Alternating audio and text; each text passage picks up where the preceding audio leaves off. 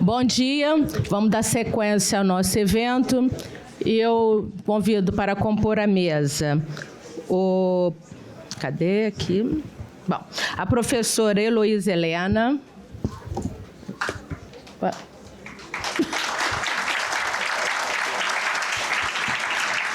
Não veio? Ela está aí?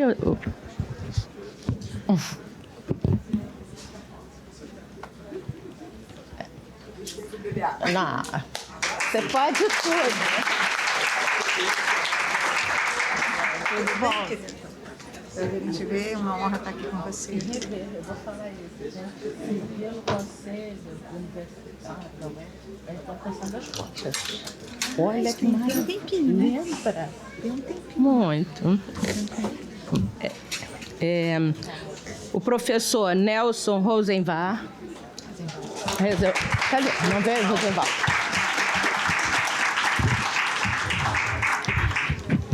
E o professor Carlos Pianoveski. Cadê ele? Muito obrigado. Nada. Vá. Professor. Tem aqui, ó. Ah, tá, mas ele é aqui, então... pode... Eu sou de uma cadeira para trás. Vamos. Sentado? Ah, ó. Ah, a gente vai ficar em pé. Espero que meu cabelo esteja decente. Também, né? Isso aqui não é bom tirar pra cá? Obrigado, pessoal. Ele é fogo.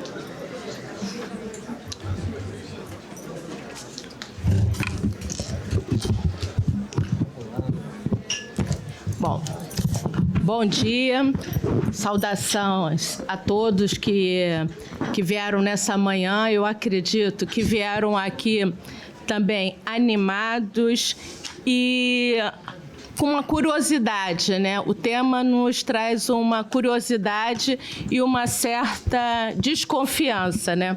Porque o profissional de direito, em regra, ele é careta, né?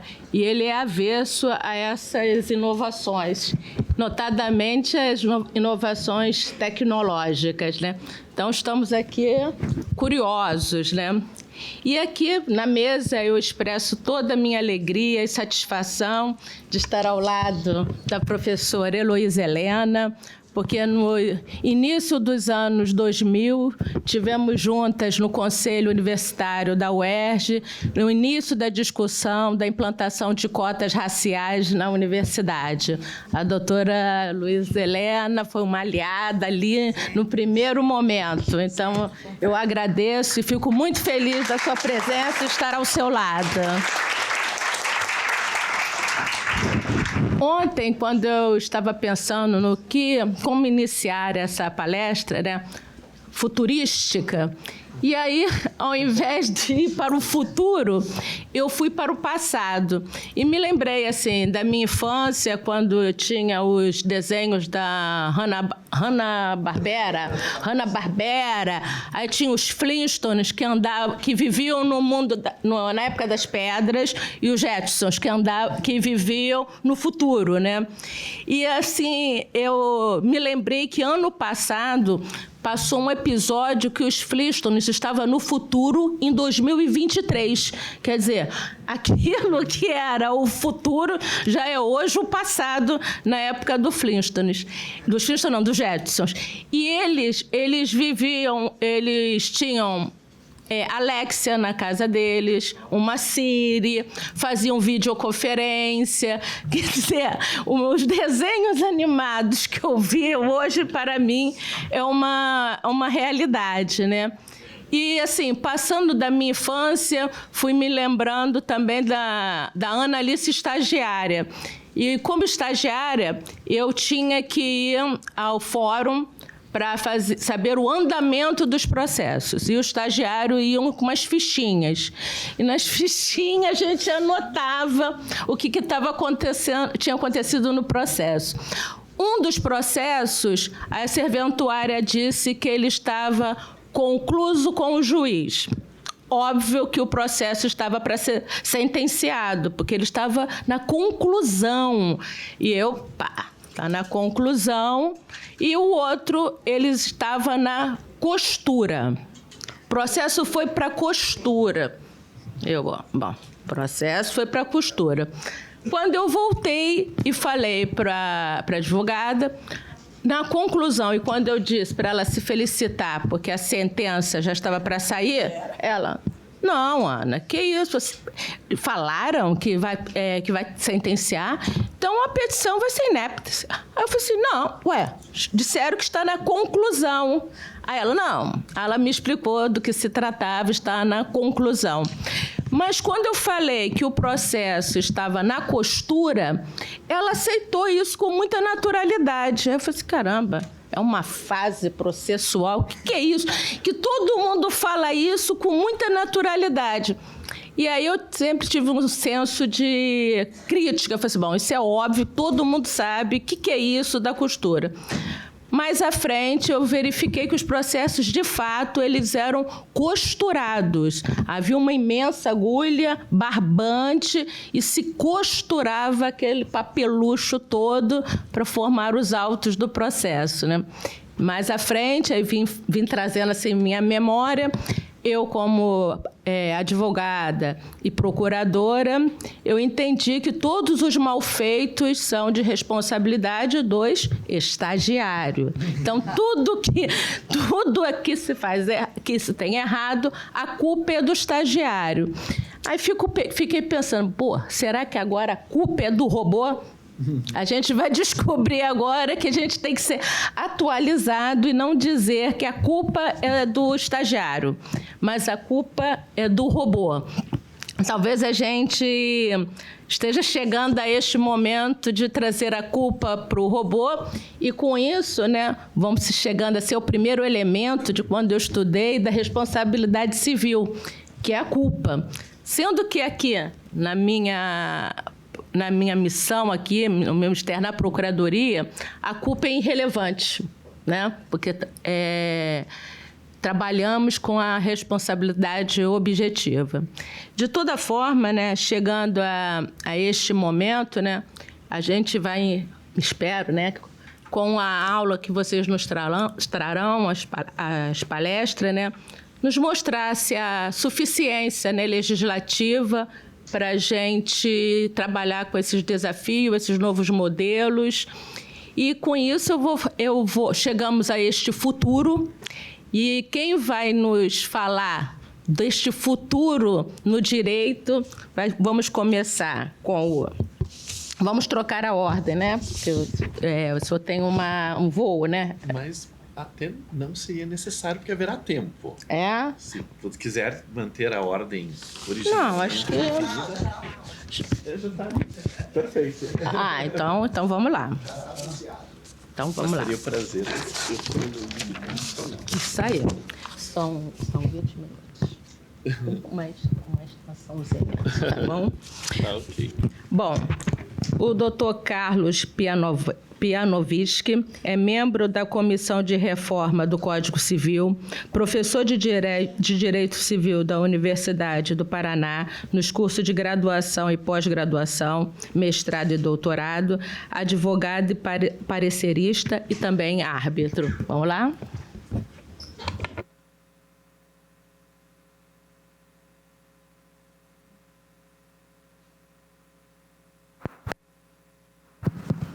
Agora sim. A tecnologia não gosta de mim. E o pior, eu devo confessar que ela é correspondida.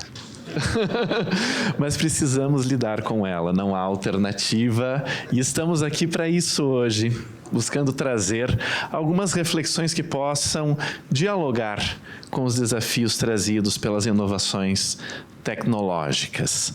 Doutora Analice, professora Luísa Helena Barbosa, professor Nelson Rosenwald, é uma honra compartilhar desta mesa com os colegas.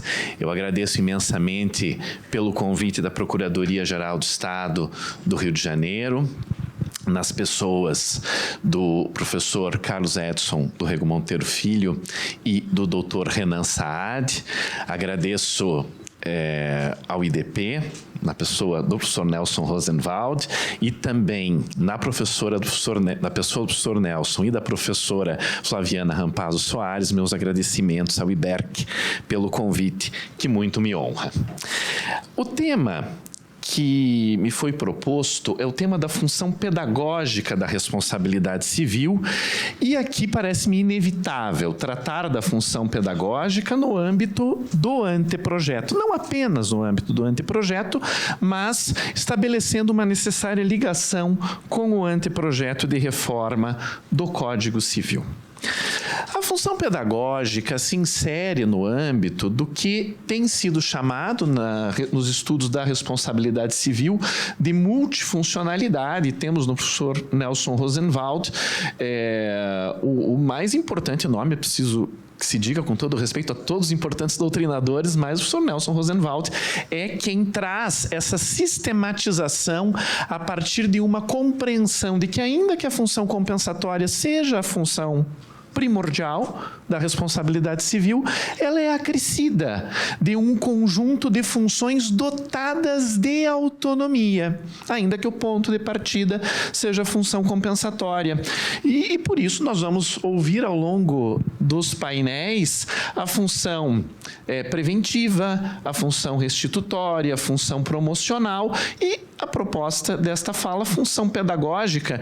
E aqui eu me permito colocar punitivo pedagógica. O professor Nelson Rosenwald tem um livro sobre a função punitiva dotada de autonomia, e essa é a perspectiva que me parece que deve conduzir a reflexão, já que ela aponta para a proposta trazida no anteprojeto de reforma do Código Civil. Primeiro ponto para refletirmos sobre uma função punitivo-pedagógica. Estaríamos, ao pensar sobre esse tema no direito brasileiro, importando o conceito de punitive damages do direito anglo-saxão, do sistema do common law? É certo que no sistema do common law nós identificamos os punitive damages como dotados de uma autonomia que leva à fixação de uma verba autônoma em relação aos compensatory damages. Então, nós teríamos, sim, nesse sistema do common law, a identificação da fixação, na hipótese de caracterização de um dano, de uma resposta da responsabilidade civil de caráter compensatório, indenizatório, e uma resposta de caráter punitivo em dadas circunstâncias. Só que a ratio dos punitive damages, até pela própria lógica inerente aos sistemas do common law, é uma ratio de construção jurisprudencial, ainda que limitada pela lei, inclusive na Inglaterra. Mas o limite pode ser dado normativamente, mas a construção é uma construção de antemão jurisprudencial. E nessa medida, originalmente, a própria construção dos limites é uma construção da experiência jurisprudencial ainda, que eu ressalte, que contemporaneamente seja possível identificar dados limites legislativos aos próprios punitive damages nos sistemas de common law. Quando pensamos, porém, em uma função punitiva nos sistemas de civil law, o que acaba vindo à mente é ou uma perspectiva que rechaça uma função punitiva, ou pelo menos uma função punitiva autônoma, ou quando há o reconhecimento de uma função punitiva, é uma função punitiva que, via de regra, acaba por se confundir com a própria função compensatória. Compensar na perspectiva da vítima e, ao mesmo tempo, sancionar na perspectiva do ofensor, dentro da lógica de uma responsabilização perante a conduta ilícita, a conduta culposa. Mas o reconhecimento de uma autonomização da função punitiva é algo que, de fato, tem enfrentado resistências nos sistemas de civil law. Mas por que eu estou colocando esse precedente da Corte de Cassação francesa? Estamos aqui a tratar de uma situação de uma sentença estrangeira, quanto à qual se buscou o enforcement perante o Poder Judiciário francês.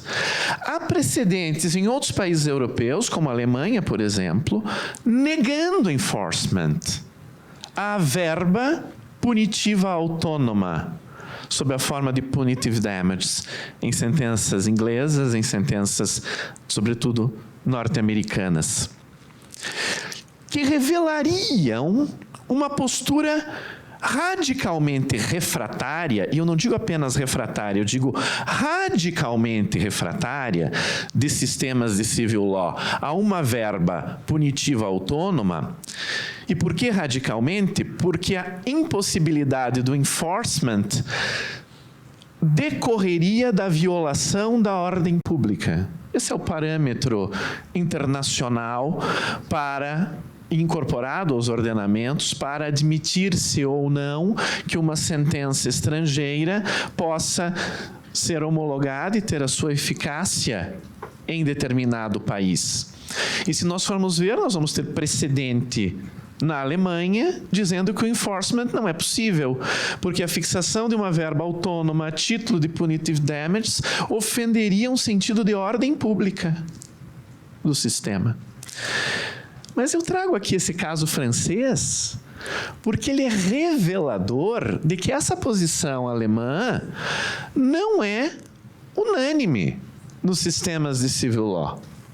Nós temos aqui um caso da Corte de Cassação francesa, no qual se admitiu na fundamentação, não na decisão, vamos ver na sequência, mas se admitiu na fundamentação a possibilidade em tese de se admitir punitive damages como algo que não seria contrário à ordem pública no sistema francês tradicionalíssimo de civil law.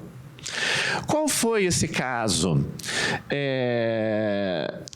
Esse casal adquiriu, junto à sociedade Fontaine-Pajot, um catamarã. Construção de um catamarã por essa sociedade Fontaine-Pajot. Só que o que aconteceu? O catamarã está praticamente pronto, está em processo de construção avançada e já estava, inclusive, já estava na água, inclusive, e houve uma tempestade. E essa tempestade causou um sério dano ao catamarã. E que foi reparado pelo fabricante, mas reparado dentro daquilo que era possível diante da extensão dos danos sofridos. E isso não foi dito aos compradores. E o bem foi entregue aos compradores, caracterizando uma situação de desconformidade da mercadoria. Aplicou-se aqui a Convenção de Viena para a compra e venda de mercadorias, uma situação de desconformidade. E essa situação de desconformidade ensejou um dever de reparação. A gente sempre diz que a Convenção de Viena tem que ser aplicada de modo uniforme. Cada um aplica de modo uniforme conforme a lógica do seu próprio sistema, né? O que fizeram na Califórnia, aplicaram de modo uniforme com punitive damages. Eu não conheço punitive damages na Convenção de Viena, mas aplicaram com punitive damages. Então, uma indenização compensatória de $1.391.650 e a fixação de punitive damage de $1.460.000. Punitive damages em valor maior aqui do que a indenização compensatória. E levou-se isso à Corte de Cassação Francesa. Na verdade, isso chegou em grau de recurso à Corte de Cassação Francesa. E o que eles disseram? Em princípio, uma sentença de punitive damages pode não ser em si mesma contrária à ordem pública, mas pode assim se tornar quando o valor da condenação é desproporcional ao dano sofrido ou o inadimplemento, aqui erro de digitação, da obrigação pelo devedor. Isso significa, admite-se a fixação autônoma, mas ela deve observar um juízo de proporcionalidade que será feito pelo tribunal que fará o enforcement. E entendeu-se no caso concreto que não havia proporcionalidade. E por isso não se admitiu o enforcement dos punitive damages. Mas, na fundamentação, entendeu-se que não há uma ofensa a priori à ordem pública. E eu estou aqui ressaltando esse caso precisamente porque ele demonstra que mesmo em um sistema tradicionalmente vinculado a uma função compensatória, que está quase pura,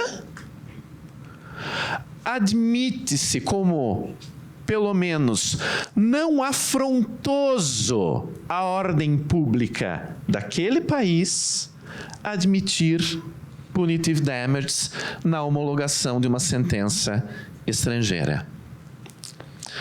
Bom, mas e no Brasil? No Brasil, senhoras e senhores, a rigor, tanto a doutrina quanto a jurisprudência nunca foram radicalmente refratárias a uma função punitiva. Nunca foram.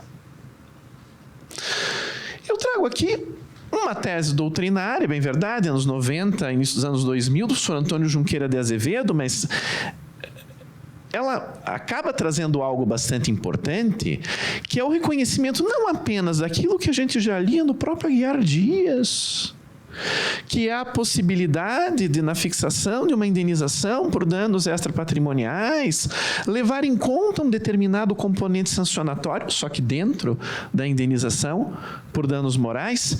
Nós vamos ter em Junqueira de Azevedo o reconhecimento da possibilidade de fixação de uma verba a título de danos sociais, de caráter punitivo. Alguém sofre um dano, será indenizado por esse dano, mas haverá a fixação de um valor que leva em consideração determinados elementos, como, por exemplo, a culpa ou a gravidade da culpa do agente, para permitir ao juiz fixar uma condenação maior que se reverteria, no entender de Junqueira de Azevedo, inteiramente em proveito da vítima, como uma espécie de incentivo para que as pessoas, a rigor, denunciem e evitem o ilícito. Uma punição que, ao mesmo tempo, é pedagógica e preventiva. É pedagógica para ser preventiva. As funções se entrelaçam. Lá no início dos anos 2000, aquelas ousadias juvenis, eu escrevi um artigo, eu peço que não procurem. O artigo tem alguma coisa útil, mas outras coisas das quais eu me arrependo. O que o artigo tem de útil? Ele afirma, sim, a existência de uma função punitivo-pedagógica. Sob qual perspectiva? Em situações de violação à dignidade da pessoa humana no curso de atividade econômica, admitindo que, como parte do valor da indenização por danos extrapatrimoniais, o que eu não chamei dessa forma na época, uma espécie de disgorgement dos lucros obtidos. É um artigo de 2003. É interessante pensar na confusão juvenil entre uma função restitutória e uma função punitiva, ainda que em algumas situações possa haver, de fato, alguma correlação. Mas isso não foi tirado do nada. É um artigo que foi escrito, obviamente, com base em uma construção doutrinária que já vinha de décadas, admitindo uma função punitiva, só que dentro da fixação do dano moral não como verba autônoma, mas aí propondo uma espécie de critério do dano ineficiente. Seria útil para prevenir danos que se suprimisse o lucro obtido pelo lesionador. Hoje, já falei algumas vezes, sou Nelson Rosenwald, a identificação da autonomia das funções certamente me faria reescrever esse artigo. Ainda que, se o artigo tem alguma coisa útil, seria reconhecer a existência das funções, ainda que confundindo com a função compensatória. Só que a doutrina evoluiu, e evoluiu muito do início dos anos 2000 para cá. Nós vamos ter, me permito citar o exemplo da dissertação de mestrado da professora Thaís Venturi. Trabalho exemplar sobre função punitiva da responsabilidade civil.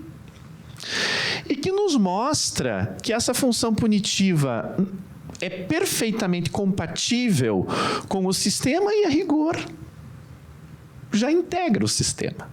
Não é algo propriamente novo, ainda que os mecanismos precisem ser mecanismos novos, que possam dar conta dessa função com controlabilidade. Nós vamos ter a obra do professor Nelson Rosenwald sobre a pena civil, dando conta de uma função punitiva autônoma, compatível com o sistema e que não pode se confundir com um critério de quantificação de danos morais, porque isso não traz previsibilidade, isso não traz segurança, isso não traz controlabilidade. E a jurisprudência brasileira? Senhoras e senhores, a jurisprudência brasileira, de longa data, acolhe uma expressão sancionatória da responsabilidade civil. Mas, nos últimos anos, quiçá nas últimas 2 décadas ou na última década, passou a acolher, sob vestes quiçá indevidas, uma função punitiva pura, por meio da figura do dano moral coletivo. Existe todo um discurso de legitimação do dano moral coletivo como ofensa aos valores socialmente compartilhados. Gente, por favor, em uma sociedade plural, em que há múltiplas concepções de bem, isso é quase que uma personificação do coletivo. Dano moral coletivo não passa de uma ficção, uma ferramenta para fixar-se uma pena civil autônoma em situações de ilicitude. Situações nas quais a função compensatória individual acaba se revelando insuficiente, mas, sobretudo, situações nas quais a administração pública, por meio dos entes regulatórios, acaba mostrando a insuficiência da sua atuação, notadamente por meio de agências reguladoras. Devo dizer às senhoras e aos senhores, já escrevi isso inclusive, esse precedente famoso do STJ, que chancelou uma indenização por danos morais coletivos de 50 milhões de reais, ela só vem, e na fundamentação do acórdão, isso fica evidenciado porque a agência reguladora não funcionou. A rigor, é a responsabilidade civil, de alguma forma, colonizando outros campos. Isso é desejável? Talvez não seja, mas é inevitável. Se outros ramos do direito não dão conta de conter a ilicitude, a responsabilidade civil expande suas fronteiras e chega aos outros campos. E é o que acontece nesse precedente. Uma indenização que, na verdade, não é uma indenização.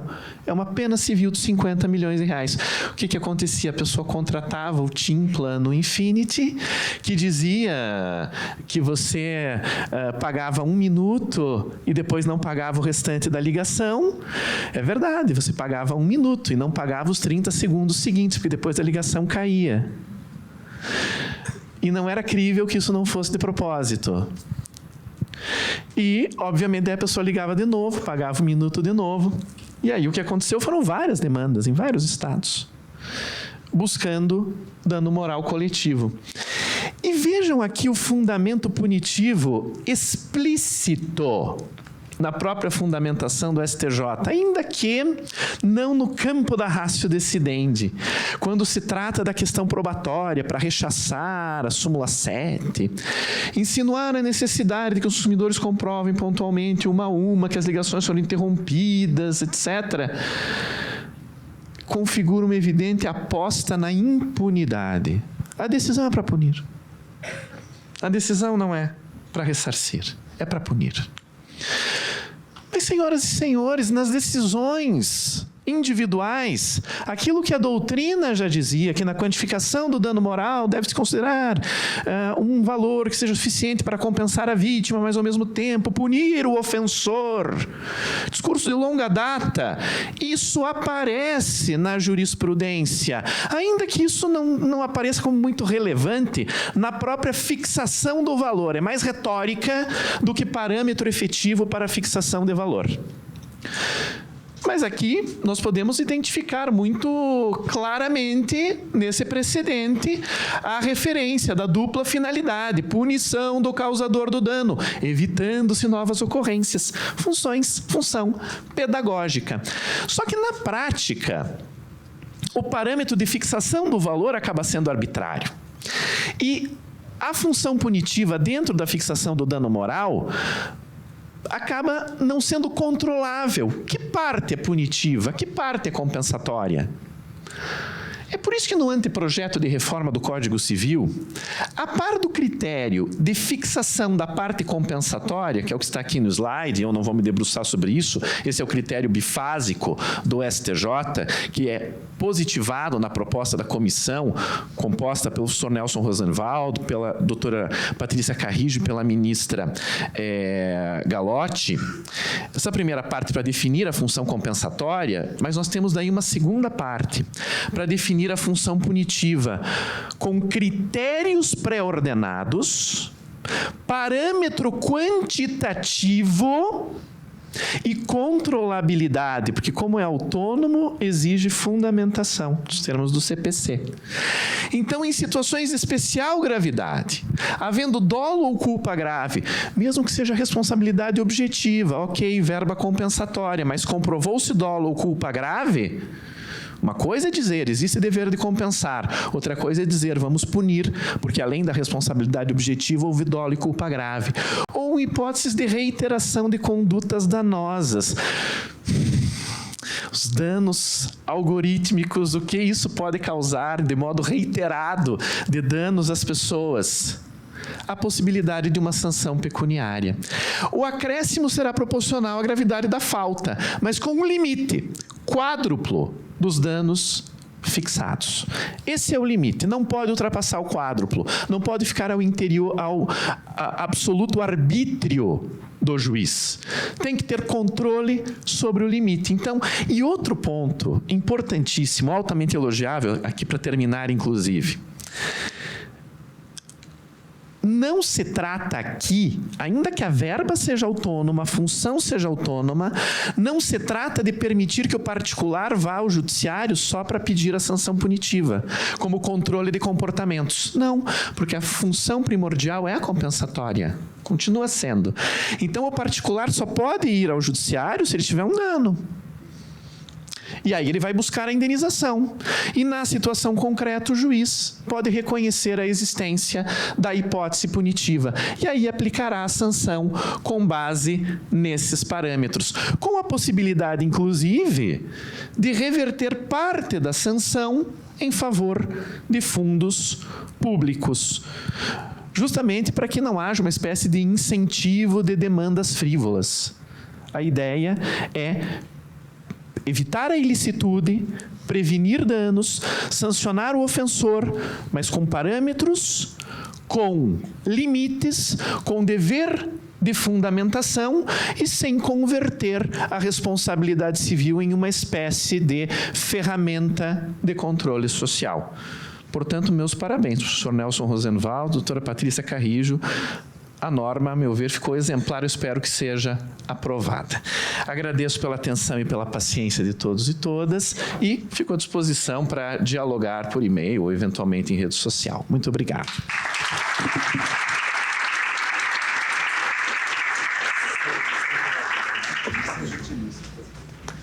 Nossa, que disciplina no horário. Muito obrigada. Bom, sorte a nossa ouvi-lo 20 anos depois, porque a clareza dos conceitos realmente foi notável. Muito obrigada. E, na sequência, darei a palavra à professora... Vamos aqui. Currículo grande. Currículo grande, está vendo aqui? Professora Heloísa Helena, doutora em Direito pela Universidade do Estado do Rio de Janeiro, UERJ, doutora em Ciências pela Escola Nacional de Saúde Pública, a ENSP da Fiocruz, livre-docente em Direito Civil pela UERJ, professora titular e ex-diretora da Faculdade de Direito da UERJ, especialista em Ética Aplicada e Bioética pelo Instituto Fernandes Figueira, advogada, parecerista, procuradora de Justiça do Estado do Rio de Janeiro, já aposentada. Fala aqui. Eu vou pedir licença para falar sentada por uma única razão. Eu temo que eu vou fazer um desastre se eu for com o meu computador para ali, entendeu? Eu não garanto que não vai cair tudo, então eu me sinto mais segura estando sentada e o computador em cima da mesa. Bom, quero primeiro dizer uma alegria enorme de reencontrar a Analice, que, como ela já declinou, nós somos companheiras de algumas batalhas aí muito importantes, né? E quero dizer também o seguinte, eu fiz algumas anotações porque o tema que eu vou tratar é um tema que é fruto de algumas reflexões que eu venho fazendo sobre a responsabilidade civil e eu não preparei uma apresentação em PowerPoint porque eu alinhavei as minhas ideias e tentei dar uma ordem, então eu fiz escrito e peço licença para ler. Bom, agora formalmente começando, bom dia a todas as pessoas que aqui estão. É uma honra muito grande estar aqui nesta mesa. Na verdade, uma alegria, mas também um grande desafio participar deste evento ao lado de renomados juristas, especialistas em responsabilidade civil, tema que me é particularmente caro. Eu defendi a minha tese de livre-docência há muitos anos atrás sobre responsabilidade civil. E quero dizer que eu também já cumprimentei o professor Mota Pinto, que nos honra, e disse que é uma temeridade realmente falar depois do senhor, mas eu sou ousada. Agradeço ao meu diretor, professor Carlos Edson do Rego Monteiro Filho, atual diretor da Faculdade de Direito da UERJ, por isso que eu chamo ele de meu diretor, e ao Procurador-Geral do Estado do Rio de Janeiro, Dr. Renan Miguel Saad, o convite para participar deste seminário que certamente enriquecerá os estudos tão necessários da responsabilidade civil neste complexo final do primeiro quartel do século XXI. Não parece, mas já um quarto do século XXI já vai terminar em breve. O título da minha breve apresentação certamente acende a curiosidade. O que há de comum entre responsabilidade civil e a sigla já conhecida de inteligência artificial e o biodireito? Tentarei demonstrar o quanto é importante o diálogo entre esses três temas mencionados. Sobretudo, como a IA demanda a responsabilidade civil em uma de suas funções mais importantes, a função protetiva, que não tem recebido a atenção que merece. De início, devem ser lembrados os esclarecimentos feitos pelo estimado presidente emérito do IBERC, professor Nelson Rosenwald, no sentido de que, embora tenha vários usos no senso comum, o termo responsabilidade assumiu no Código Civil o sentido restrito e vinculado à obrigação de indenizar, de se reparar os danos patrimoniais e extrapatrimoniais. Acresce o professor Rosenwald que, em comum a esses empregos difusos, o termo responsabilidade, conforme inserido no Código Civil, resume-se ao exato fator de atribuição e qualificação da obrigação de indenizar, para que se proceda à reparação integral dos danos patrimoniais e extrapatrimoniais sofridos por alguém. Alerta, porém, que este é apenas um dos sentidos da responsabilidade, encontrando-se os demais ocultos sob o signo unívoco da linguagem. E arremata, palavras do Rosenwald, eu chamo de Rosenwald porque, posso falar? Foi meu aluno. Tá, querido aluno. Palavras muitas vezes servem como redomas de compreensão do sentido, sendo que a polissemia da responsabilidade nos auxilia a escapar do monopólio de um sentido só. Trata ainda o nosso querido Nelson, se que me permitem, já me permitiram, dos diferentes significados que o termo apresenta e acaba por conferir novas camadas de responsabilidade capazes de responder à complexidade e à velocidade dos arranjos sociais. Na sequência, analisa a renovação da responsabilidade civil pela multifuncionalidade. É nessas águas que nós vamos nadar, né? nas águas da multifuncionalidade. Sem dúvida, a responsabilidade civil, há algum tempo, não mais se restringe a reparar ou compensar danos, visto que sua multifuncionalidade se traduz nas diferentes funções que lhe são reconhecidas, como a função punitiva, que ouvimos agora a brilhante palestra do nosso querido professor Pianovski, como a função punitiva que tantos debates até hoje suscita e a função promocional que ainda espera melhor aplicação. Sem querer entrar no mérito dessa discussão, o que seria uma loucura depois da fala do professor Pianovski discutir função punitiva, sem querer entrar no mérito dessa discussão, cabe lembrar que o professor Gustavo Tepedino, com muita justiça reconhecido e festejado civilista, o professor Tepedino entende que a responsabilidade civil deixa gradativamente de se vincular à punição do agente ofensor e passa a se relacionar ao princípio elementar de que o dano injusto, assim entendida a lesão a um interesse jurídico, patrimonial ou não, que é esse dano, essa lesão, merecedora de tutela. Então, esse dano injusto consagra a função principal do Instituto, a reparação patrimonial do dano sofrido. E dentro dessa multifuncionalidade, né, a reparação ainda é o lugar primordial. Aqui vão se agregando outras funções. Contudo, destaca Tepedino que, na atualidade e à luz da Constituição de 1988, a primazia da função sancionatória da responsabilidade civil teria cedido lugar à proteção da vítima, à reparação dos danos por ela sofridos.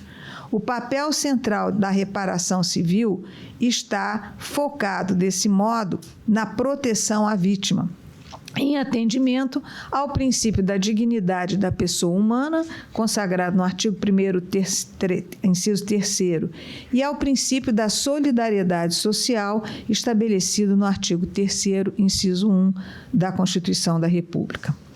Emerge, assim, a função protetiva como o epicentro da reparação civil de danos. Vejam bem, não há exclusão de nenhuma outra função. Eu penso até numa visão plana, em que todas as funções nessa multifuncionalidade trabalham harmonicamente, se debatendo e dialogando, melhor dizendo, para se chegar da melhor forma à proteção da pessoa que foi objeto de alguma lesão. Então, resumindo, emerge assim a função protetiva como o epicentro da reparação civil, sem prejuízo de outras funções já consagradas, de que é exemplo bastante a função reparatória em suas múltiplas faces. Na verdade, a ideia de proteção nunca esteve apartada da reparação de danos. Eu aqui quero pedir licença para fazer umas observações, que, aliás, foi um tema tocado pelo professor Mota Pinto, e eu recentemente li também uma matéria de um milionário que ele disse que o problema não é a solução. O problema é identificar a questão e ver, primeiro, se ela já se verificou e depois qual foi a solução que der, né? A gente não vai ficar reinventando a roda, né? Então, a ideia é essa, é voltar ao passado, ver o que tinha pelo menos próximo do problema, qual foi a solução que foi dada, para ver se aproveitamos alguma coisa que possa nos ajudar, principalmente em problemas muito complexos. Então, voltando ao que eu escrevi aqui, na verdade, a ideia de proteção nunca esteve apartada da reparação de danos, porque, de certa forma, de maneira muito resumida, quando você ressarce o dano, você está ajudando, está protegendo a pessoa, mas isso é muito simplório, né? Contudo, permita-se a insistência, o seu reconhecimento e aplicação ampla não mereceram ainda a atenção maior que lhe é devida a essa função protetiva. E aqui, se me permitem, não está no rol, hein? Nelson, não está no rol, tá?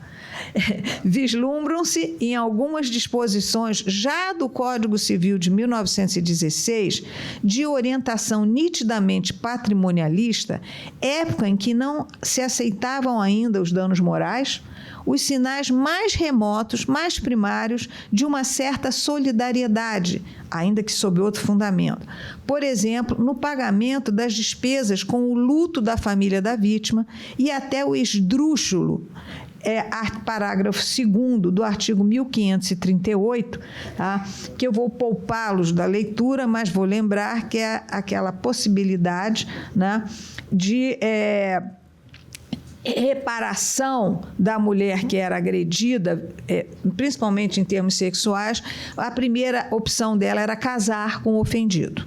Tá? Isso os jovens talvez não tenham tido o desprazer de ler isso, né? Mas era assim que estava. Eu, pelas caras aqui, como tem muita gente jovem, eu vou ler porque é melhor, porque senão ninguém acredita. Ninguém acredita. O parágrafo 2º estabelecia o seguinte: se o ofendido, a legião deformado, for mulher solteira, ainda tinha essa aqui, for mulher solteira ou viúva, ainda capaz de casar, quer dizer, a mulher tinha que casar, tá? A indenização, pelo fato dela não casar, consistirá em dotá-la, segundo as posses do ofensor, as circunstâncias do ofendido e a gravidade do defeito. Quer dizer, o fato de não casar, em razão de alguma deformidade, por exemplo, era indenizado. Não era a deformidade, era o fato de não casar. Aí piora, aí é que vem o outro. É que todas as vezes que eu trato desse assunto, eu fico meio mal. Isso para não se falar do grotesco artigo 1548, que previa aí sim a reparação da mulher agravada em sua honra pelo casamento com o ofensor, e se o ofensor, não quisesse casar, tá? Era concedido à mulher o direito de exigir do ofensor um dote, não era uma indenização, era um dote, portanto, a ideia de casamento novamente, né? Correspondente à sua condição ao estado, elenco dos estados em que caberia esse dote. Se ela era virgem, ou era honesta, ou vítima de sedução.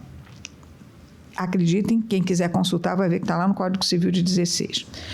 Como se vê, ainda que não se cuidasse na época, e a rigor, até isso aí durou ainda um tempo, não tudo isso, mas em parte, até 2002, das denominadas situações existenciais, percebe-se, assim, vislumbra-se um viés protetivo à evidência por razões da época, né, morais, que eram bastante relevantes, que era o fato da mulher não casar, ser, em princípio, uma mulher com problemas, e pior ainda, se ela se separava, era mal vista.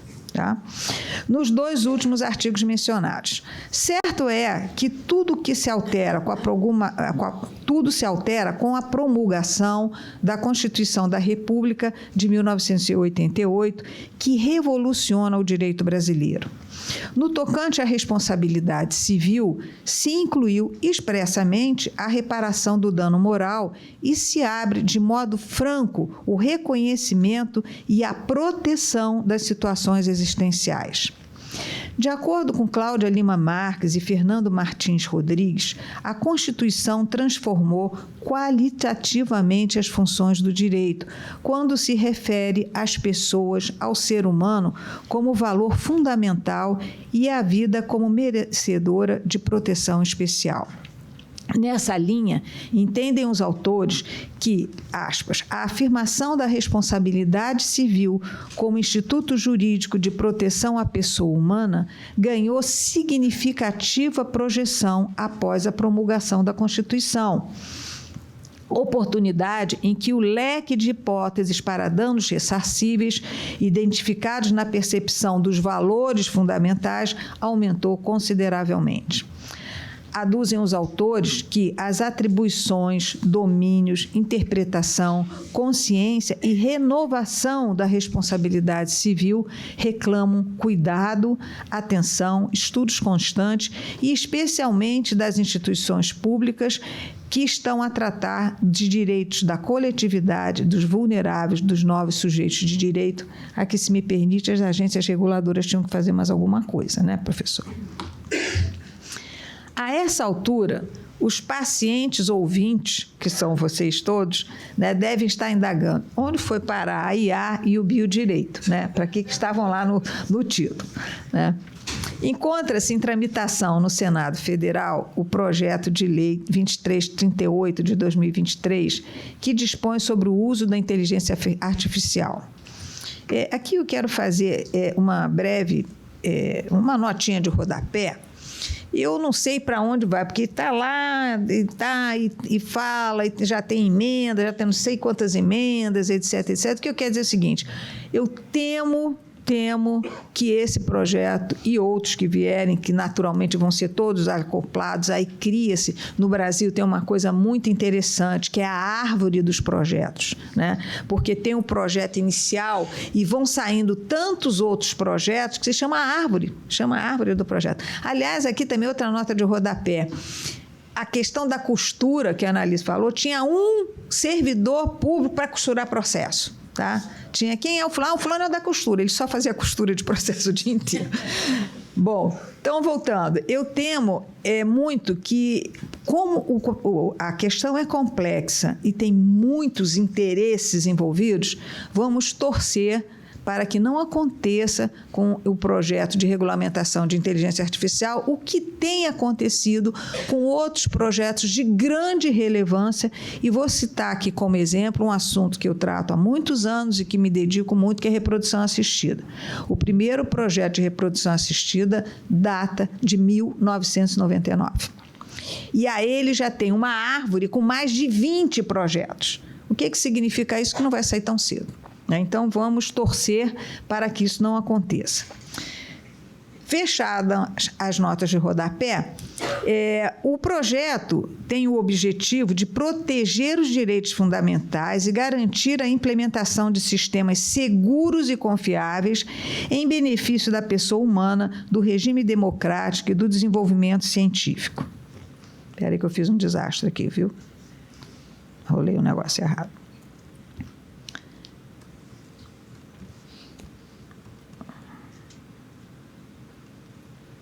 Gente, eu perdi a página. Eu não disse que eu faço desastre. Ninguém acredita, mas eu faço. Sentada. Que bom que era o papel, né? Mas também caía papel, era um terror. Bom, dizia eu, então, falando do projeto, que o objetivo de proteger os direitos fundamentais e garantir a implementação de sistemas seguros e confiáveis em benefício da pessoa humana, do regime democrático de direito e do desenvolvimento científico e tecnológico. O projeto contém um capítulo dedicado à responsabilidade civil, é aí que começa a nos interessar. Artigos 27 a 29, que tem disposições que podem ser consideradas, eu chamei de tradicionais, mas você também pode dizer que é conservadoras. Aí vocês vejam qual é a qualificadora melhor. Embora, de acordo com o artigo 2º, o desenvolvimento e a implementação e o uso dos sistemas de inteligência artificial no Brasil tenham entre os seus fundamentos a centralidade, e tem vários fundamentos, um deles é a centralidade da pessoa humana, muito há de se esclarecer, debater e ponderar para que haja a efetiva proteção da pessoa humana. Tá?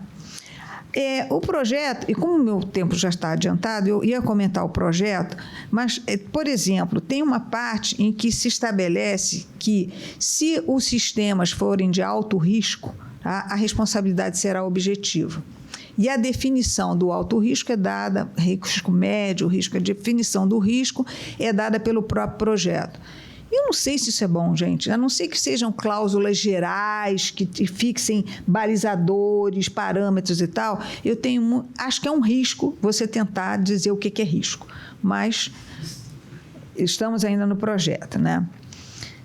Observe-se que a inteligência artificial é um tema novo para o direito e que apresenta grande complexidade na medida em que envolve, a um só tempo, situações existenciais, situações patrimoniais, bem como as denominadas situações dúplices, que são aquelas situações que envolvem os dois aspectos simultaneamente.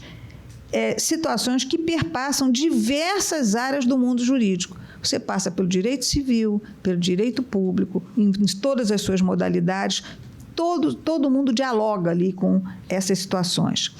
Grande é a preocupação da utilização já em curso da inteligência artificial pela medicina, de modo desconhecido para o grande público e que atinge desde exames de imagem. Sabiam que a primeira leitura dos exames de imagem é feita por IA?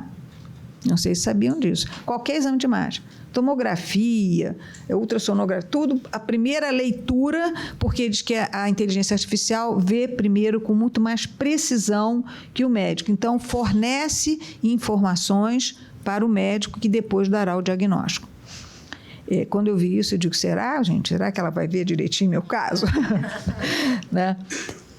Então, grande é essa preocupação que atinge desde exames de imagem, passando por cirurgias, e possivelmente atingirá os implantes cerebrais que já estão em fase experimental. Todo mundo sabe da história do Elon Musk, etc. Qual o limite de utilização da IA nessa área? Tem limite? Deverá haver limites? Quais os direitos que estão em jogo nessa utilização, por exemplo, da inteligência artificial pela medicina? O que está em jogo? Aí é que eu digo que você passa por várias áreas do direito, especialmente porque você está num limiar entre as relações existenciais e as situações, melhor dizendo, existenciais e patrimoniais. Certo é, já estou caminhando para o fim. Certo é que o direito deve ser o grande orientador das práticas que envolverem diretamente o ser humano em sua integridade psicofísica. É preciso, contudo, haver instrumentos jurídicos hábeis para tanto, o que compreende não apenas novas normas, mas a atualização, releitura das existentes, especialmente através de interpretação guiada e que contemple as diretrizes constitucionais. Neste cenário, a função protetiva da responsabilidade civil surge como uma solução adequada, especialmente quando se considera sua utilização de forma renovada para fim de reinterpretação dos elementos que a configuram, bem como a aplicação do princípio da solidariedade e a imperiosa necessidade de respeito à dignidade humana. Eu não quero reinventar a roda. O que eu acho é que, a partir das funções, nós temos que reler, inclusive, os próprios elementos estruturais da responsabilidade civil. Nós temos que olhar sob outra ótica, nós temos que ter outro lugar de fala, porque toda a estruturação da responsabilidade civil, ela é muito antiga, ela vem sendo relida, e agora penso eu e defendo que ela tem que incluir nessa releitura necessariamente essa preocupação central com a pessoa e a proteção da pessoa. Não estou dizendo para mudar nada, é olhar com outros olhos. Tá? De acordo com o artigo 944 do Código Civil, a indenização mede-se pela extensão do dano. E no parágrafo único, tá, se estabelece que o Código Civil vigente, se houver excessiva desproporção entre a gravidade da culpa e do dano, poderá o juiz reduzir equitativamente a indenização. Não se considera, portanto, em regra, a situação existencial dos envolvidos. Não, você mede, é uma conta, é matemático, né? E você vê a gravidade da culpa, como é que você afere gravidade de culpa? Sem levar em conta a situação daquele indivíduo dentro do contexto social dele, dentro de, enfim, da situação de vivência dele ali. Ressalva seja feita ao artigo 928, que já caminhou nesse sentido, quando estabelece que o incapaz responde pelos prejuízos que causar se as pessoas por ele responsáveis não tiverem obrigação de fazê-lo ou não dispuserem de meios suficientes.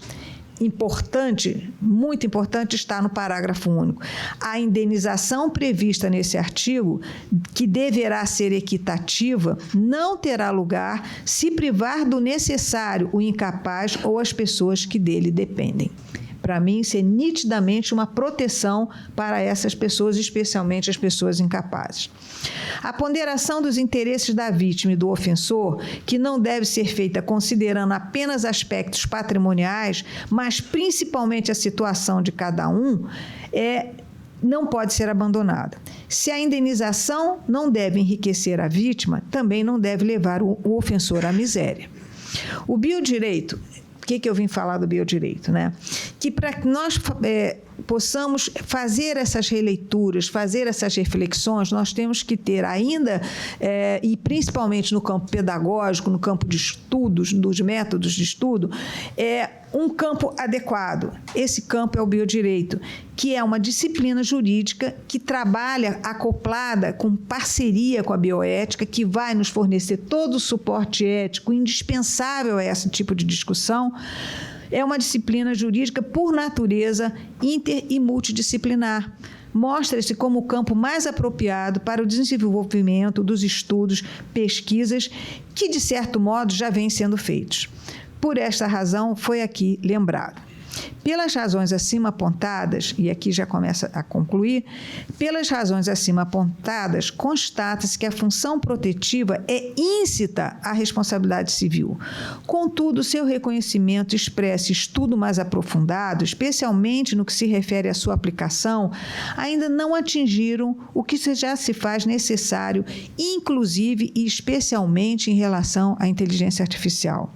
A função protetiva da responsabilidade civil efetivamente pode se tornar um bom, se não um dos melhores instrumentos jurídicos de proteção da pessoa humana, notadamente no que diz respeito aos múltiplos usos da inteligência artificial.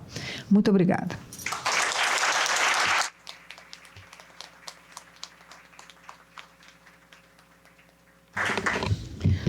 Muito obrigada, professora Luísa. Agradeço assim, as suas palavras e já adiantou uma preocupação que eu demonstrei no início, né, se havia suficiência legislativa.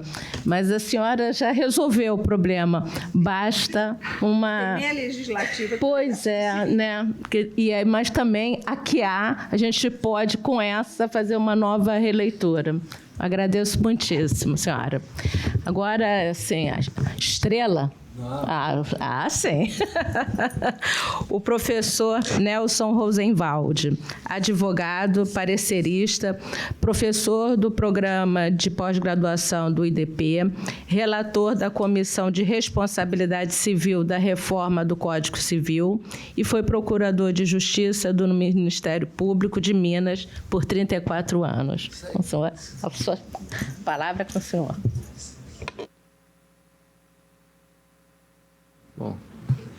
Bom dia. Bom dia a vocês.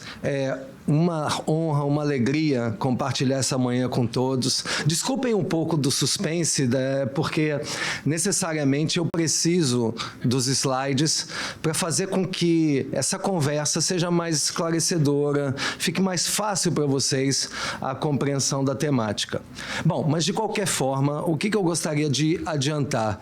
Meu agradecimento enorme à Procuradoria-Geral do Estado do Rio de Janeiro, na pessoa do Procurador-Geral, Renan Saad, na pessoa do amigo de sempre, Carlos Edson do Rego Monteiro Filho, e dizer, professor Carlos Edson, que eu sou duplamente grato porque você ainda me colocou nessa mesa aqui, né, sendo regida pela corregedora, com mãos de ferro, doutora Ana Alice. Olha, um prazer conhecê-la. Pela minha professora, desde o primeiro período da UERJ, a querida Heloísa Helena, quantas recordações eu tenho e quão feliz eu fico sempre que eu a reencontro, porque a partir do momento da primeira aula eu falei, direito civil é meu destino. Desde que a gente começou, não tive dúvidas a respeito disso. E o meu outro estimadíssimo amigo, Carlos Pianovski, professor da Universidade Federal do Paraná, que esteve comigo na Comissão de Reforma do Código Civil, ele na parte de contratos. Não digo isso porque você está aqui, eu falo isso para todas as pessoas. Carlos é um dos juristas e um dos civilistas mais inspirados do Brasil, e tê-lo como companheiro de jornada é sempre uma alegria. Muito obrigado. Então, já utilizei 1 minuto e 40, eu vou descontar isso depois no final claramente, mas o meu objetivo é dizer o quê para vocês? Que a responsabilidade civil, ela sempre foi, sempre será um sistema de transferência de danos. Professor Paulo Mota Pinto, numa palestra belíssima, tão bem colocou isso, um sistema de transferência de danos da vítima ao demandado. E nesse sistema de transferência de danos, o que se destaca, prestem muita atenção no que eu vou dizer, é a função compensatória da responsabilidade civil. O que significa função compensatória? Sigam minhas mãos. É a ideia do juiz olhar para a vítima e dizer, olha, eu tenho que pegar essa vítima pelos braços e restituí-la a uma situação a que ela hipoteticamente estaria se aquele dano não tivesse acontecido. Nós chamamos isso de princípio da reparação integral, que está no artigo 944 do Código Civil. Ou seja, fazer com que, na medida do possível, isso é quase uma ficção, né? A vítima ela possa recompor essa situação econômica e existencial que haveria se o dano não tivesse sido perpetrado. Só que, senhoras e senhores, eu estou diante de um problema. O Código Civil de 2002, ele é o Código Civil do projeto da década de 70, ou seja, é uma ideia de mais de 50 anos, na qual o que se avaliou em termos de função compensatória foi o Caio versus Tício. E por que o Caio versus Tício? Porque na década de 70, todos os danos eram individuais e patrimoniais. E quando se tratam de danos individuais e patrimoniais, naturalmente, é muito fácil explicar o monopólio da função compensatória da responsabilidade civil. Só que, olhem para mim, estamos em 2024 e todos vocês sabem que os danos que importam hoje em dia não são mais os danos patrimoniais, são os danos extrapatrimoniais. Não são os danos individuais, são os danos meta-individuais. São os danos sociais, como o professor Carlos Pianovski colocou. E pior, infelizmente, muitos desses danos são danos anônimos, são danos dispersos, são danos catastróficos e são danos irreparáveis.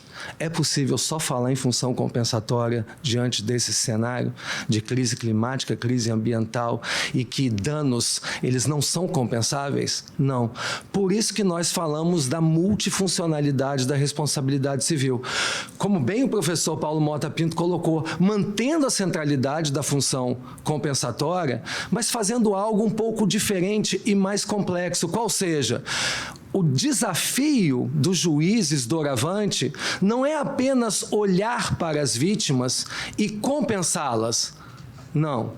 Tem também a questão que a professora Heloísa Helena colocou muito bem aqui, é uma questão de função protetiva perante as vítimas, mas além de compensar e proteger as vítimas, vejam, o magistrado tem que sair do torcicolo e olhar para o ofensor, no sentido de pensar que, além de uma tutela do dano, existe uma tutela do ilícito. E nessa tutela do ilícito é necessário que o juiz ele possa olhar para o ofensor para prevenir ilícitos, punir ilícitos, restituir benefícios ilicitamente auferidos e, muitas vezes, premiar comportamentos lícitos, recompensar condutas conformes ao ordenamento jurídico. Essa que é a ideia da multifuncionalidade da responsabilidade civil. E o que me cabe nesses 15 minutos que eu tenho com vocês? Mostrar que não se trata mais de um raciocínio da common law. Assim como Carlos Pianovski trouxe uma decisão de um exequatur do tribunal francês, eu trago aqui uma decisão recentíssima da Cassazione italiana de 2017, dizendo o quê? Basicamente, multifuncionalidade é algo que não desafia o sistema da civil law. É algo perfeitamente compatível com a civil law, que, aliás, multifuncionalidade é uma exigência, veja em vermelho, de efetividade da tutela jurídica. E que, para ela entrar num país como o Brasil, basta que haja o quê? Leiam as duas últimas linhas. Basta uma norma. Basta uma norma que conceda segurança jurídica, tanto aos agentes econômicos como aos juízes, de que é ali que existe a previsibilidade, é ali que o juiz e é ali que o cidadão comum terá uma base para seguir aquela norma. Dito isso, há um fenômeno que acontece no mundo inteiro, mas que no Brasil ele é mais grave. É o fenômeno dos ilícitos lucrativos. Existe um ditado na Inglaterra muito famoso que é o seguinte: tort must not pay. O que é tort must not pay? O ilícito não pode se pagar. Balela, gente. Por uma questão de racionalidade econômica, o ilícito não só se paga, como ele remunera muito bem. Ele remunera muito bem porque toda hora tem alguém violando os seus direitos da personalidade, sua honra, sua imagem, sua privacidade, para fins de obter lucro. Toda hora tem alguém violando sua propriedade material e imaterial, pensando com a calculadora na mão que o lucro que ele obterá com esse ato é muito maior do que qualquer dano que eventualmente ele será condenado a pagar na justiça civil. Em matéria de direitos coletivos, eu que fui procurador de justiça em Minas Gerais por tantos anos, Ana Maria, como você colocou, eu sei o que é Mariana, eu sei o que é Brumadinho, eu sei qual que é a lógica de se fazer barragens em situação precária, mas pensando em que o faturamento daquelas empresas tranquilamente paga qualquer indenização. Eu sei muito bem, em matéria de proteção de direitos individuais homogêneos, o que é cada um de vocês ver na sua conta de luz R$1 a mais, que é indevido, mas falar, para que eu vou brigar por esse R$1 a mais? Mas o conjunto da obra que a concessionária de energia elétrica obtém com aquele lucro é muito maior do que eventuais danos que serão pagos ao final da história. Então, o que eu digo que é isso? Isso aqui é uma conduta free riding, ou uma chamada conduta parasitária, na linguagem da análise econômica do direito, por parte desses agentes econômicos. Eles têm condutas parasitárias no sentido de utilizarem nossos direitos da personalidade patrimoniais, obtendo lucro, sabendo como o sistema funciona. E há uma resposta para isso? Deixa eu ir direto ao assunto, porque realmente eu quero dar muito valor ao tempo que me resta.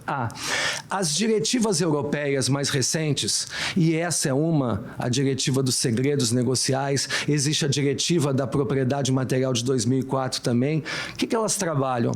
Elas trabalham com algo chamado, anotem essas duas palavrinhas em inglês, private enforcement. O que significa isso?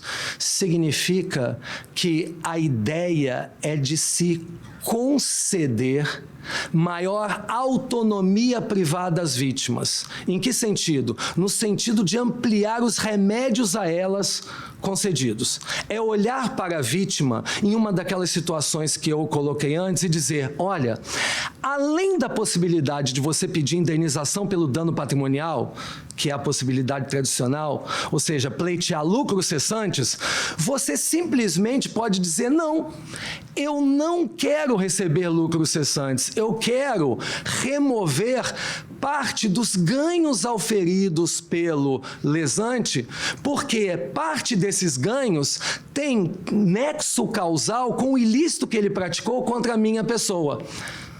Carlos Pianovski disse isso muito bem, isso se chama disgorgement, remoção parcial de lucros indevidos. Então, veja um exemplo. Imagina que todos conhecem o famoso chefe de cozinha, Gordon Ramsay, ele é famoso na Inglaterra. O nosso querido Carlos Edson, ele fala assim, eu vou trazer o restaurante do Gordon Ramsay para o Rio de Janeiro, mas sem fazer contrato com ele, sem pedir licença a ele do uso da marca e do intangível do Gordon Ramsay. Ele vem aqui, faz o negócio, abre, é muito bem sucedido, e o chefe Gordon descobre na Inglaterra. Gente, vocês acham que por acaso o inglês ele tem noção de quais danos ele sofreu com aquela situação? Ele talvez nem licenciaria a marca dele no Brasil, mas o chefe Gordon Ramsay, se isso aqui estivesse no direito brasileiro, ele diria, Carlos Edson, eu quero receber parte dos seus ganhos que tem conexão com o ilícito que você praticou contra mim. É essa uma primeira ideia, isso nós chamamos de tutela restitutória da responsabilidade civil. Uma medida que não é de caráter indenizatório com relação ao dano, mas de restituição de parte dos ganhos indevidos. E mais ainda, vejam nessa diretiva europeia ainda uma terceira opção, ou seja, a vítima, ela tem uma terceira opção, e qual é? Não é o dano patrimonial, nem é a remoção de parte saúde, parte dos ganhos indevidos. A terceira opção é a vítima dizer assim, olha, esse sujeito que está utilizando minha propriedade material ou que violou meus direitos da personalidade, eu não sei se ele teve lucro, eu não consigo nem saber se ele teve benefício econômico. Porém, o que eu quero, senhor juiz, vejam, hein? É o valor que ele me pagaria caso ele tivesse celebrado um contrato comigo no qual ele tivesse auferido o meu consentimento. Isso se chama preço do consentimento. É o reasonable fee. É um valor razoável que diz respeito àquilo que o mercado pagaria para ter acesso àquele bem. Nunca esqueçam o que eu vou falar. Essa tríplice opção à vítima é uma saída muito razoável para evitar aquilo que no direito italiano eles chamam de curto-circuito do contrato. O que significa curto-circuito do contrato? São aquelas situações em que um agente econômico ele percebe que o sistema jurídico é frágil, é deficiente, e o que ele faz? Ele esquece a lógica do direito de propriedade e vai para a lógica da responsabilidade civil. Qual é a lógica da propriedade? É da transmissão voluntária dos ativos. Ou seja, eu negocio com alguém com base em contratos. Não, ele fala, para que eu vou contratar com ele se amanhã eu posso tomar aquele bem jurídico dele e a vítima, depois que vá ao judiciário, e eu vou usando do judiciário, e daqui a 20 anos, se ele tiver sucesso numa demanda de responsabilidade civil, o que ele receberá não será nada diante do resultado positivo que eu auferir. Então, para evitar esse curto-circuito do contrato, o projeto do Código Civil Europeu, estou falando de um projeto de Código das Obrigações da Europa, o Draft Common Frame Reference, ele disse o quê? Na parte de responsabilidade civil, que quando se fala em reparação de danos hoje em dia, lateralmente a ela pode haver um remédio restitutório. E esse remédio restitutório consiste no quê? Na restituição das vantagens que a causa do dano tenha trazido ao seu causador. Vejam, vocês podem estar pensando, Nelson, por que você está trazendo a Europa continental? Primeiro, para mostrar que esse não é um diálogo com a common law, esse é um diálogo com a civil law. E segundo, como antessala para o que eu vou falar agora, que é, pessoal da última fila, Brasil. E o que é Brasil? Desde 1996, no nosso Código de Propriedade Industrial, nós temos algo chamado tríplice cômputo. O que significa tríplice cômputo? Significa se vocês foram vítimas de uma agressão à sua propriedade material, além dos lucros cessantes, que é apenas a primeira opção, vocês podem optar, inciso 2, por buscar os benefícios auferidos pelo autor da violação, disgorgement, ou, número 3, a remuneração que ele lhe pagaria, um reasonable fee, e mais. Alguns tribunais, o Tribunal de Justiça de São Paulo, notadamente, Carlos, ele tem aplicado por analogia essa norma a situações de responsabilidade civil do Código Civil. Mas, senhoras e senhores, analogia, para mim, em matéria de remédios é algo perigoso. Por isso que, com a ajuda da minha queridíssima amiga Patrícia Carrijo, nós na comissão fizemos a seguinte proposta, que foi aprovada por unanimidade entre os membros da comissão. O artigo 944, aquele tradicional, a indenização mede-se pela extensão do dano, ele passa a trazer um parágrafo 2º, dizendo o quê? Em alternativa à reparação de danos patrimoniais, ou seja, a primeira opção continua sendo função compensatória da responsabilidade civil. A indenização compreenderá uma soma razoável correspondente à violação de direito, ou seja, o valor que você obteria contratando comigo licitamente, ou uma terceira opção, quando necessário, a remoção dos lucros ou vantagens auferidas pelo lesante em conexão com a prática do ilícito. É claro que nessa hora muitos de vocês devem estar perguntando, Nelson, mas quais serão os métodos de quantificação? Como exatamente ajustar uma sintonia fina para evitar enriquecimento injustificado por parte da vítima ou qualquer outra forma de anarquia dentro do sistema jurídico, né? Eu costumo dizer, tem uma frase que eu gosto muito, Pianovski, do Karl Popper, que ele diz: toda vez que nós resolvemos um problema, surge uma nova família de problemas. Meu objetivo aqui não é antever o futuro. Meu objetivo é dizer que tem um problema a ser resolvido. O problema a ser resolvido é qual? É que hoje há um enorme paternalismo dentro da responsabilidade civil brasileira. O paternalismo é: você sofreu um dano, a única resposta é: pleiteie pelo dano patrimonial e ponto final.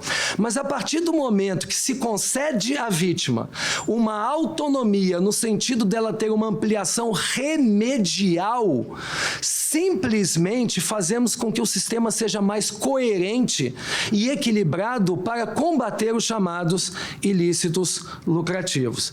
Então, definitivamente, o que nós queremos fazer, e esses são os meus 3 minutos de palestra, é fazer algo até que eu acho muito semelhante a uma homenagem, professor Mota Pinto, ao Código Civil de Portugal. Tem um artigo que eu gosto muito do Código Civil de Portugal, que é o artigo 562. E ele traz uma linguagem diferente do nosso. Ele diz: quem é obrigado a reparar o dano deve reconstruir a situação que existiria se o evento que exige reparação não tivesse ocorrido. Qual que é a diferença disso para o que a gente tem no Brasil?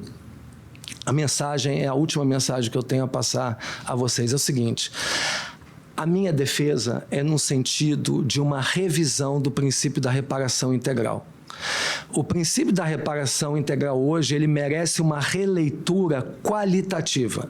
Porque hoje, por favor, novamente, sigam aqui minhas mãos, quando a gente pensa em reparação integral, qual é o raciocínio que vem à mente de vocês? É trazer a vítima a uma situação hipotética como se o dano não tivesse ocorrido. Não, o que eu quero é fazer um apelo à justiça corretiva aristotélica. A justiça corretiva aristotélica, ela é bilateral. Ela é sinalagmática. Ela faz com que a gente pense que uma relação de responsabilidade civil, ela, acima de tudo, é uma tentativa não de repor à vítima a situação anterior ao dano, é de repor ambas as partes à situação anterior ao evento. Então, se a lição é uma reposição bilateral, Por vezes, com a indenização do dano patrimonial, é possível repor a vítima a uma situação anterior ao ilícito. Mas quando nós utilizamos o disgorgement e utilizamos a possibilidade de uma reposição de um preço hipotético do contrato, estamos restituindo ambas as partes da situação anterior ao evento. É uma função reconstitutiva da responsabilidade civil. Então, esse é o meu apelo por uma redimensão significativa, qualitativa do princípio da reparação integral. Aí fica mais fácil as senhoras e senhores entenderem essa ideia da função restitutória da responsabilidade civil. Muito obrigado, felicidades.